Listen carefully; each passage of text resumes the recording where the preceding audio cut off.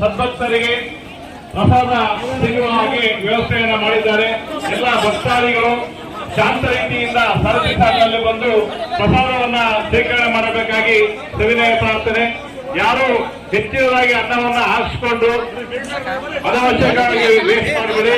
ಕೈ ತೊಳೆಯಕ್ಕಾಗಿ ತಾಯಿಯ ಗಂಡನ ಮನೆ ಹಿಂಭಾಗದಲ್ಲಿ ಈ ಪಾತ್ರೆಗಳ ಪಕ್ಕದಲ್ಲಿ ವ್ಯವಸ್ಥೆ ಮಾಡಲಾಗಿದೆ.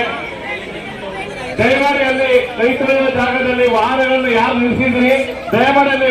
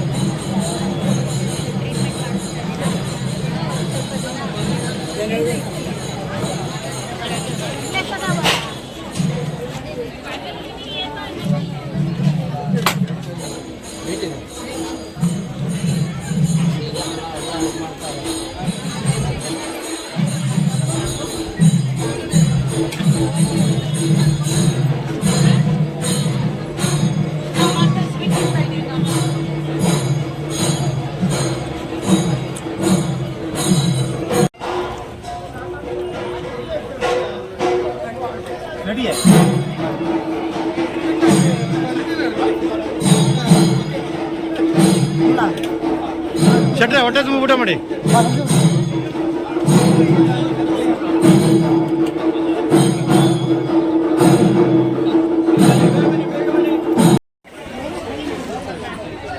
ಬರೀ ಅಣ್ಣ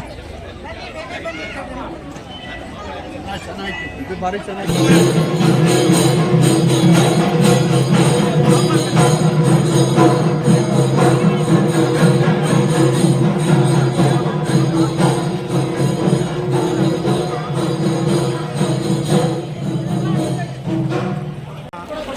ವರ್ಧಂತಿ ಮಹೋತ್ಸವವು ಸಾಗರದ ಸಮಸ್ತ ಜನತೆಯ ಭಕ್ತರ ನಡುವೆ ಈ ದಿನ ನಡೀತಾ ಇದೆ.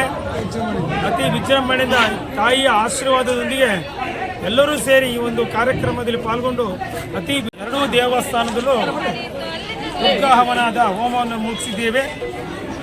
ಭಕ್ತರು ಅತಿ ಹೆಚ್ಚಿನ ಮಂಡಳಿಯವರು ನಡ್ಕೊಂಡು ಬರ್ತಾ ಇತ್ತು. ಇವತ್ತು ಎರಡನೇ ಆ ತಾಯಿಯ ವರ್ಧಂತಿ ಉತ್ಸವ. ಬಹುಶಃ ಇಡೀ ಸಾಗರದ ಮಹಾಜನತೆ ಇವತ್ತಿನ ದಿವಸ ಬಹಳಷ್ಟು ಮುಹೂರ್ತಗಳು ಕಾರ್ಯಕ್ರಮಗಳು ಎಲ್ಲವೂ ಇದೆ.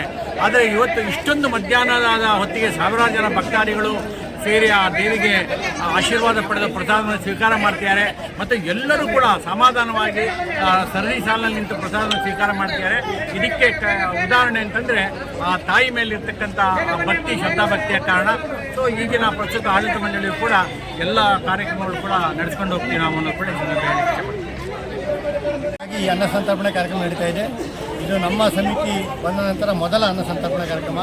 ಇವತ್ತು ನಮ್ಮ ನಂಜುಂಡಸ್ವಾಮಿ ಹೇಳಿದಾಗೆ ಬಹಳಷ್ಟು ಕಾರ್ಯಕ್ರಮ ಇದ್ದರೂ ಕೂಡ ಜನರು ಶ್ರೀ ಮಾರಿಕಾಂಬೆಯ ತಾಯಿಯ ಭಕ್ತಿಗೆ ಇಲ್ಲಿ ಬಂದಿದ್ದಾರೆ.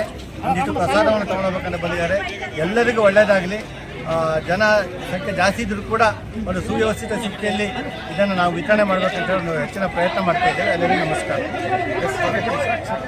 ಮಾಡಬೇಕಾಗಿ ಭಕ್ತರಲ್ಲಿ ವಿನಂತಿ ಮಾಡ್ಕೊಳ್ತಾ ಇದ್ದೇವೆ.